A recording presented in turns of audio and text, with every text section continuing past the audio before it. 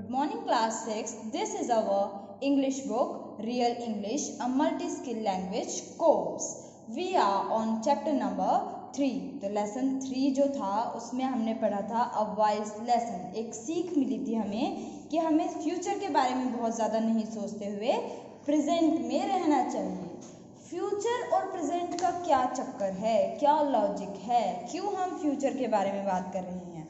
देखो, हमें पता है कि टेंस को हम 3 पार्ट्स में डिवाइड करते हैं. एक past, present and third one is future. Past तो वो टाइम हुआ जो ख़त्म हो चुका है, बीत चुका है. प्रेजेंट जो अभी चल रहा है, जो हम अभी काम कर रहे हैं, जो भी अभी हमें हमारे साथ घटना घट रही है, वो सब हो गया प्रेजेंट. फ्यूचर जो अभी ना तो आया, ना हमने पहले से देखा और ना हमें पता कि क्या होने वाला, यानी कि जिसकी कोई उम्मीद ही ना हो, होने की ना होने की कोई एक्सपेक्टेशन नहीं हो, वो हो गया फ्यूचर. जिसमें हम सोच तो सकते हैं कि ऐसा हो जाए वैसा हो जाए, पर होगा क्या वो हमें नहीं पता. ठीक है ना. तो अब ये जो फ्यूचर वाली बात हुई है, इससे हमें फ्यूचर टेंस को एक बार देख लेना चाहिए कि फ्यूचर टेंस एग्जैक्टली होता क्या है. सबसे पहले read the following sentences from the lesson. Lesson से ही कुछ सेंटेंसेस हैं, इनको रीड करना है. You will give birth to a son who will be the comfort of our souls and the delight of our heart. अब यहाँ पे will को इटैलिक्स में लिखा हुआ है, यानी कि डिफरेंट जो फॉन्ट होता है उसमें लिखा है. बाकी सब एक जैसा दिख रहा है, will अलग दिखाई दे रहा है. will का मतलब क्या होगा फ्यूचर के लिए. तुम जन्म दोगी, उसको अभी पता नहीं कि वो बेटा होगा या बेटी होगा, बेटी होगी, कैसा होगा, बट फिर भी बोल रहा है कि तुम एक बेटे को जन्म दोगी. Who will be the comfort of our soul, जो हमारे आत्माओं को, हमारे मन को अति प्रिय होगा, और डिलाइट ऑफ अवर हार्ट, हमारे दिल का टुकड़ा होगा. I shall then buy a cow and an ox and acquire a piece of land. मैं खरीद लूँगा एक गाय, एक ऑक्स, एक पीस ऑफ लैंड, धरती का एक टुकड़ा खरीद लूँगा. तो यहाँ पे शेल इटैलिक्स है. इससे मुझे ये पता चला कि ये दोनों बात किस में है, फ्यूचर में है, अभी हुई नहीं है, उसके बारे में पहले से ही सोचा जा रहा है. तो विल और शेल दोनों ही कैसे हो जाएंगे, फ्यूचर टेंस के वर्ड हो जाएंगे. अब जो समझने वाली बात ये है कि विल कहाँ पे यूज होता है, सेकंड पर्सन और थर्ड पर्सन के लिए. ठीक है, वहाँ यूज होगा विल, और शैल हमेशा फर्स्ट पर्सन के लिए यूज होगा. फर्स्ट पर्सन कौन होता है, जो बात बोल रहा है, स्पीकर, उसके साथ हमेशा हम शैल यूज करेंगे. और जो सेकंड या जो थर्ड पर्सन होता है, उसके साथ हम हमेशा क्या यूज करेंगे, विल यूज करेंगे. ठीक है, अब हम आगे पढ़ते हैं. अच्छा, एक बात और बता देती हूँ, जो विल और शेल का मैंने आपको कॉन्सेप्ट बताया है, नॉर्मली तो ऐसे ही होता है कि सेकंड और थर्ड पर्सन के साथ हम विल यूज करते हैं, फर्स्ट पर्सन के साथ हम शेल यूज करते हैं. जब हम स्ट्रॉन्ग डिटर्मिनेशन दिखाते हैं तब क्या होता है, इसका अपोजिट हो जाता है. तब हम यूज करते हैं विल को फर्स्ट पर्सन के साथ, और शेल को हम यूज करते हैं सेकंड या थर्ड पर्सन के साथ. क्लियर है. तो ये मोटी मोटी बात हो गई फ्यूचर टेंस के बारे में. अब हम इसको डिटेल में पढ़ लेते हैं. In both these sentences the speaker are talking about their plans. दोनों ही सेंटेंसेस में स्पीकर किसके बारे में बात कर रहा है, अपने फ्यूचर प्लान्स के बारे में. Are these plans for the present और the future.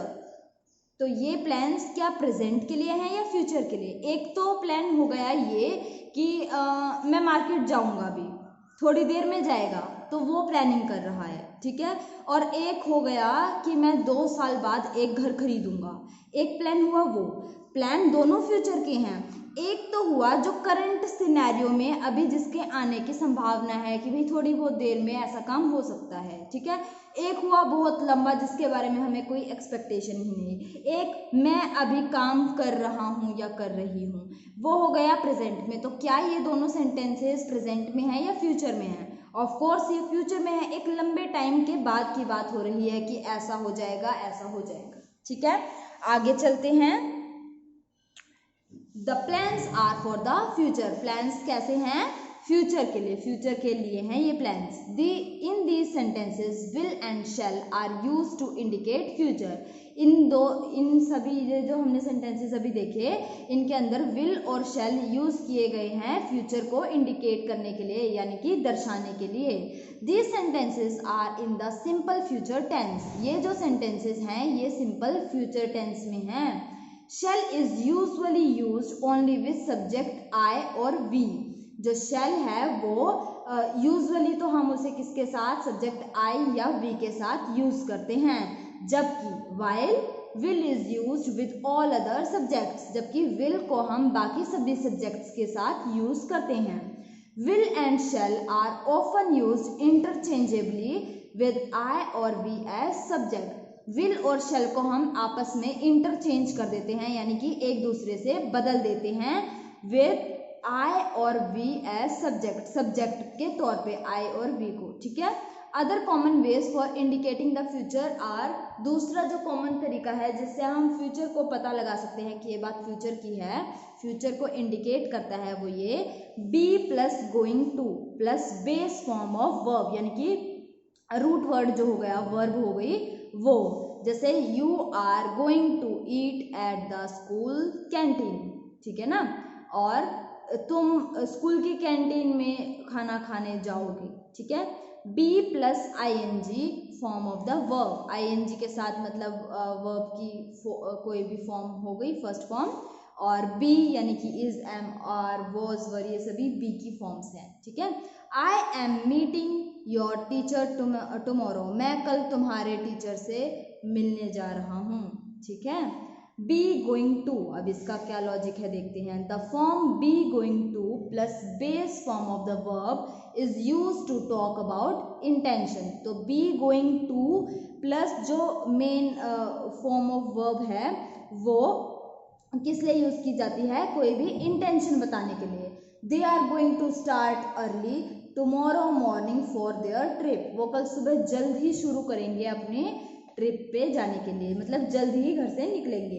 This form is also use to indicate what we expect to happen और नॉट हैपन। तो ये जो फॉर्म है ये भी बताती है कि क्या हमारी एक्सपेक्टेशन है कि फ्यूचर में क्या हो या क्या ना हो। The hospital is going to close down next year, hospital अगले साल बंद होने जा रहा है। It is not going to be hot today, आज इतनी गर्मी नहीं होने जा रही है या होने वाली है। How are the negative sentences of this form made, इसी के नेगेटिव सेंटेंसेस किस तरीके से बनते हैं। Put not in the correct place, तो नॉट को हमें सही जगह लगाना जरूरी है, ऐसे ही हम कहीं भी नॉट को प्लेस नहीं कर सकते।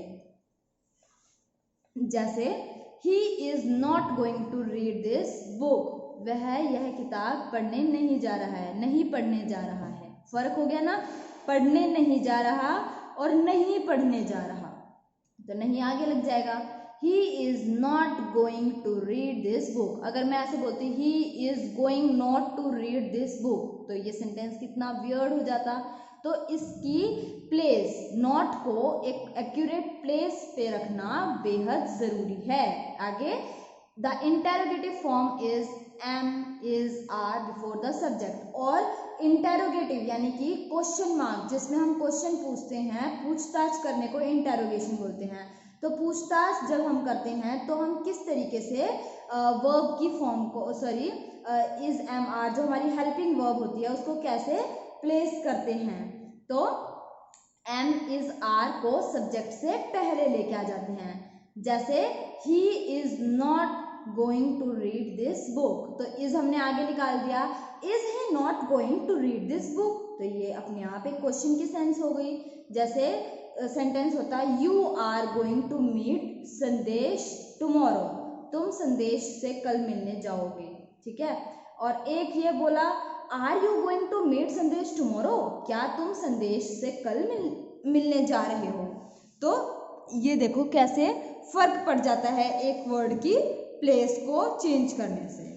आगे देखते हैं विल और शैल। विल एंड शैल के लिए हम देखेंगे we use this form to talk about what we guess, think और calculate will happen in the future. यहाँ पे हम इस फॉर्म का कब यूज करते हैं, जब हम कोई चीज गैस करते हैं, तुक्का सा लगा देते हैं, या फिर कोई चीज़ सोच रहे होते हैं कि ऐसा हो जाए, या कोई कैलकुलेशन कर रहे हैं कि ऐसा होने वाला है फ्यूचर में, तो हम वहाँ पे विल या शैल का यूज़ करते हैं। There is a lack of 100% certainty, यहाँ पे 100% श्योरिटी नहीं होती।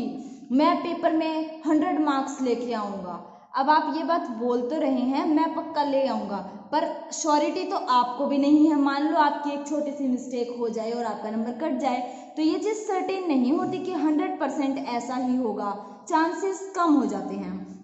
इट विल बी विंटर सून, अगर आप ये बोलते हो कि इट विल बी रेनिंग सून, जल्द ही बारिश होने वाली है, तो श्योरिटी तो आपको भी नहीं है। आप उम्मीद में रहोगे कि हाँ बारिश हो जाएगी, थोड़ी देर में होगी, अच्छा मौसम हो रहा है, पर ऐसा ज़रूरी नहीं है कि बारिश होगी, ठीक है ना।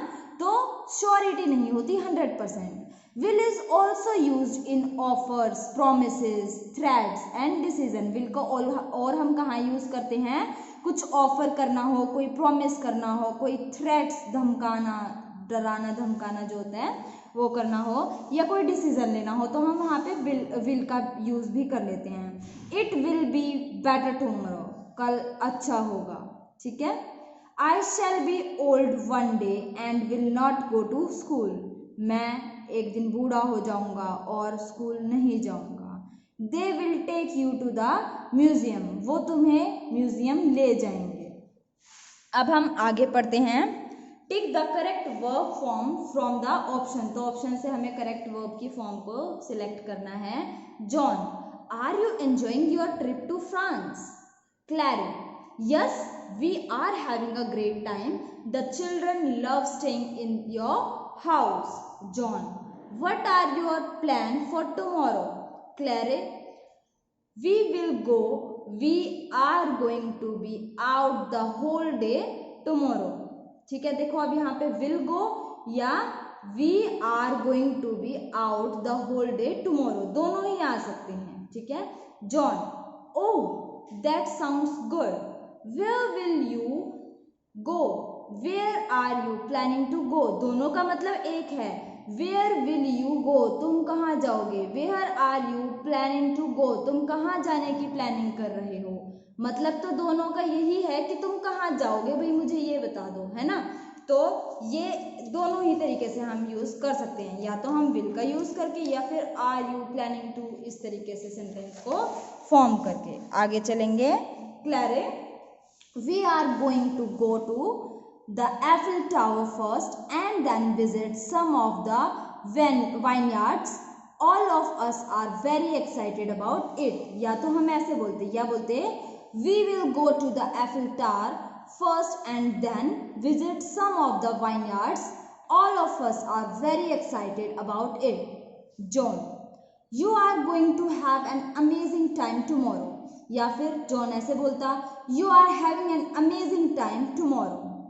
क्लैरे, what are your plans for tomorrow? देखो क्वेश्चन की सेंस ही चेंज हो जाती है। जैसे ही हमने बोला what are you going, what are your plan for tomorrow, normal लगा, हमें पता ही नहीं लगा कि ये क्वेश्चन था भी या नहीं, तो बोलने से क्लियर हो जाएगा what are your plans for tomorrow। तो एक अलग टोन से ये पता लगता है कि ये इंटरोगेटिव सेंटेंस है, नेगेटिव सेंटेंस है, या अफर्मेटिव सेंटेंस है। John, we will be going to see the Notre Dame at 10, या फिर we are seeing the Notre Dame at 10, then we will take the tour of cathedrals, या फिर then we took the tour of the cathedrals, but I really wish we could go to the vineyards, it sounds exciting। Claire, it is, I will take lots of picture, या फिर I am going to take lots of pictures, then you can see if you would like to do there next। John, thanks, that's a good idea। Claire, oh I will go and see what my kids are doing, या फिर I went and see what my kids are doing, they are too quiet।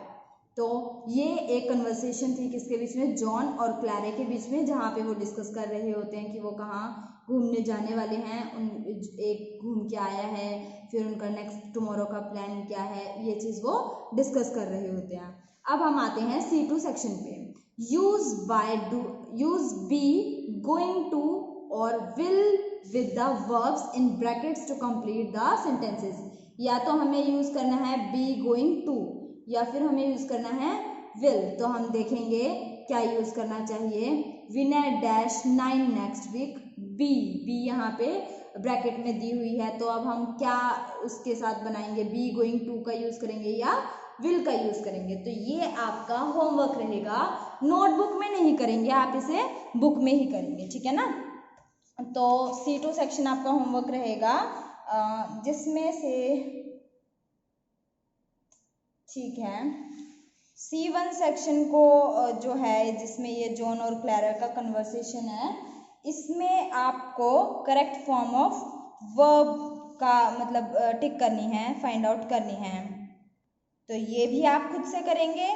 और C2 यानी कि ये दोनों question आपको खुद से करने हैं। हम ग्रामर में फ्यूचर टेंस डिस्कस कर चुके हैं, तो C1 एंड C2 सेक्शन आपका होमवर्क रहेगा, अच्छे से करेंगे और अपने आप करेंगे, ठीक है ना। Thank you and have a nice day.